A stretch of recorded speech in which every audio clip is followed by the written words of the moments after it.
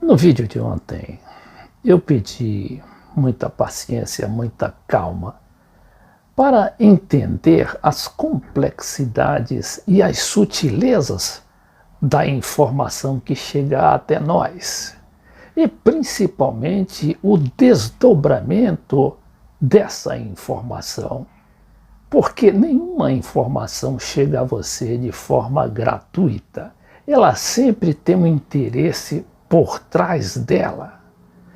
No caso aqui, por exemplo, dessa demissão dos dois secretários do Paulo Guedes, ocorrido na terça-feira, quando o ministro da Economia falou em debandada, querendo assustar ali tanto o Congresso contra o próprio Bolsonaro, que é o seu chefe, presidente da República.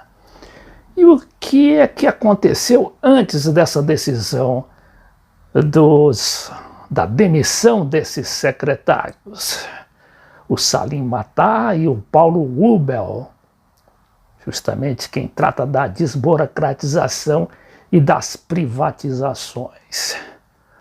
Foi uma reportagem da Globo, não é? Com base neste instituto aqui, que a gente vai falar daqui a pouco, ó, o Instituto Milênio, que chegava à conclusão, claro que apressada, de que os funcionários públicos custam mais ao país do que a saúde e do que a educação.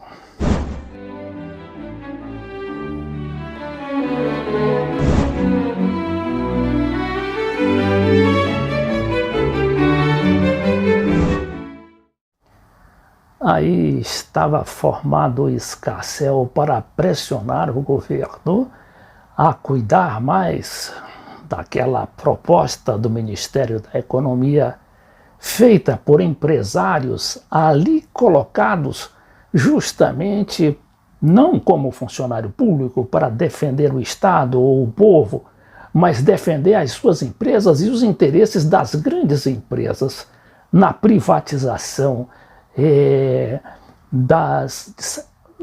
na privatização selvagem, né, que propõe o Paulo Guedes e a sua equipe. Bom, essa gente está armada de todo o aparato, né, global, midiático, nacional, internacional, e podem assustar qualquer um, mas, por incrível que pareça, não assustou o Bolsonaro. O Bolsonaro parece que foi mais vivo, não é? Detectou a manobra e logo reuniu os presidentes da Câmara e do Senado. Tentou falar com o presidente do Supremo, mas o presidente do Supremo, o Dias Toffoli, parece que ainda está acamado com uma pneumonia. De qualquer maneira, parece que recebeu a aprovação dele para o que fosse decidido naquela reunião, que era justamente anunciar o propósito do governo de não furar o chamado teto de gastos. Teto de gastos se refere àquela emenda que congela o orçamento, não é, por 20 anos. E foi adotada justamente depois do golpe contra Dilma em 2016, já pelo governo Temer, para que não se mexesse em nada enquanto não se pagasse todas as dívidas, principalmente a dívida externa, e comprometendo todo o investimento em educação, em saúde, em transporte e todas as necessidades básicas da população. Que se lixe, né? Que se lixe a população. O importante é pagar primeiro os banqueiros e aqueles nossos credores que estão em cima da gente, principalmente porque eles controlam os meios de comunicação de massa, inclusive aqui nesse Instituto Milênio, como a gente vai verificar daqui a pouco. Agora, que estranho interesse tem a Globo em divulgar no Fantástico aquela reportagem com base no Instituto Milênio de que o funcionalismo público no Brasil custa mais do que a saúde e a educação.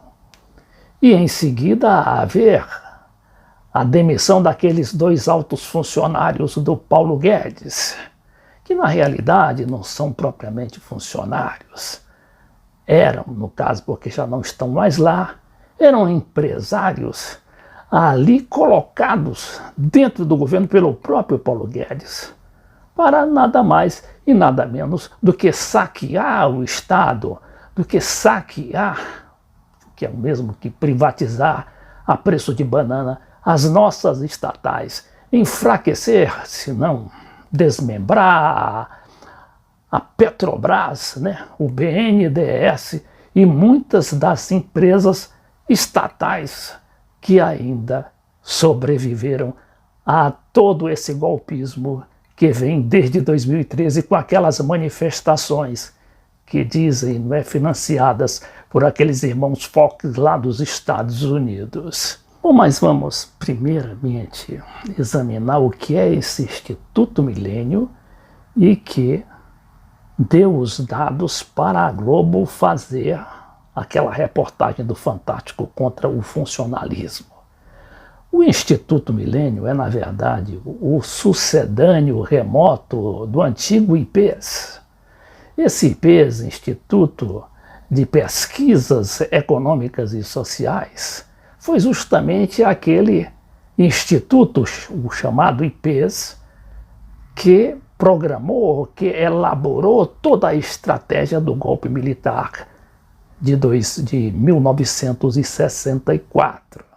À frente dele, quer dizer, estava, não é, o ex-ministro e ex-general Golbery do Couto e Silva e toda essa turma aí de, na época não se chamava de neoliberal, mas que era justamente a ponta de lança dos Estados Unidos aqui no Brasil.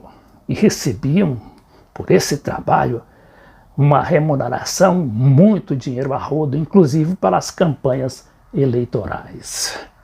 Era o IPES. Esse IPES é que deu base ao Instituto Milênio de hoje, que é mais ou menos a mesma gente. Não é exatamente a mesma gente, mas é o pessoal com o mesmo sentido estratégico, com a mesma preocupação de arrasar com o Estado brasileiro e abrir caminho para as empresas americanas para que elas se estabeleçam aqui no Brasil. Uma página importante na internet, não é? Dizendo aqui, Milênio, 10 anos, já tem 10 anos este instituto, né? Então ele é bem anterior ao golpe contra a Dilma de 2016. E diz aqui, o Instituto Milênio é um centro de pensamento. Somos uma base de inteligência confiável que impulsiona conexões e libera vozes. Agora, de quem são essas vozes? Eu me socorri aqui do professor e filósofo, o polêmico Paulo Giraldelli, que explicou com muita minúcia a origem, não é? Os objetivos daquela reportagem. No caso, não era a reportagem, era a pesquisa do Milênio que teria sido encomendada pela Globo para o Milênio sobre o funcionalismo. E veja bem, não é? Ali não era só uma denúncia, quer dizer, inclusive, como diz aqui o Paulo Giraldelli, fundada em fatos não comprováveis, em fatos não palpáveis, mas pura e simplesmente uma manobra, uma escamoteação de dados. E o objetivo era o quê?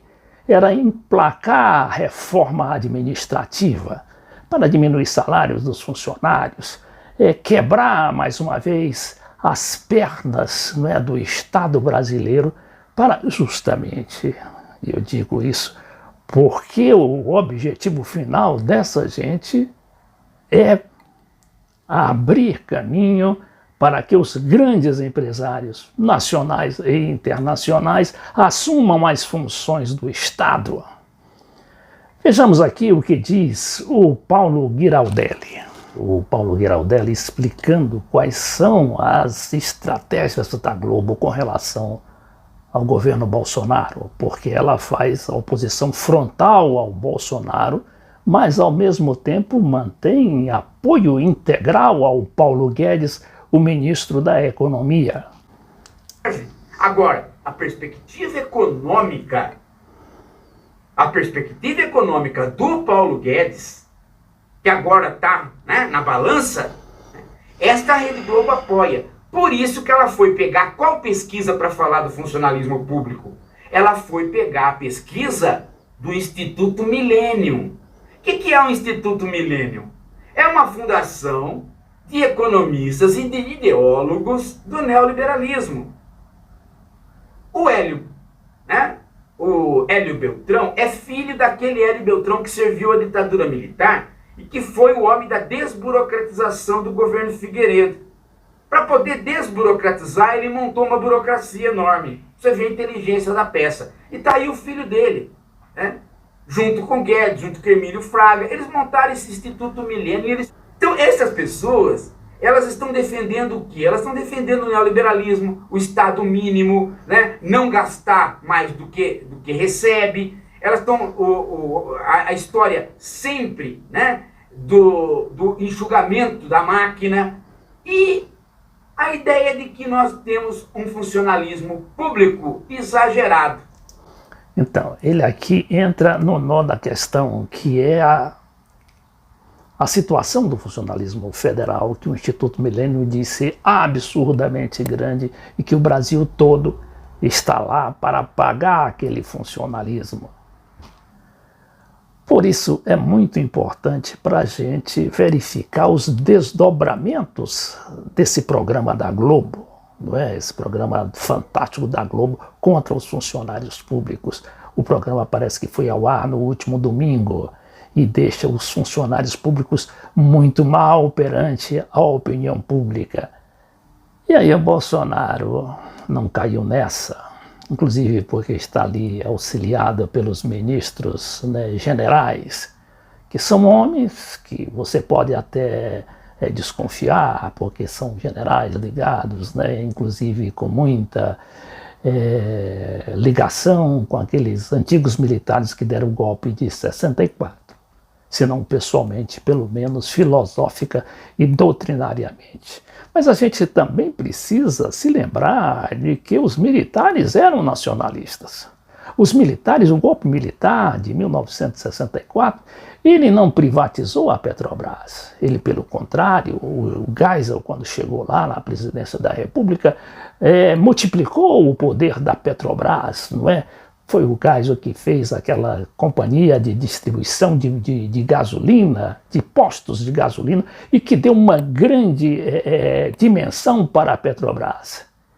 E justamente esses avanços que o Geisel promoveu na Petrobras é que estão sendo desbastados agora pela turma do Paulo Guedes.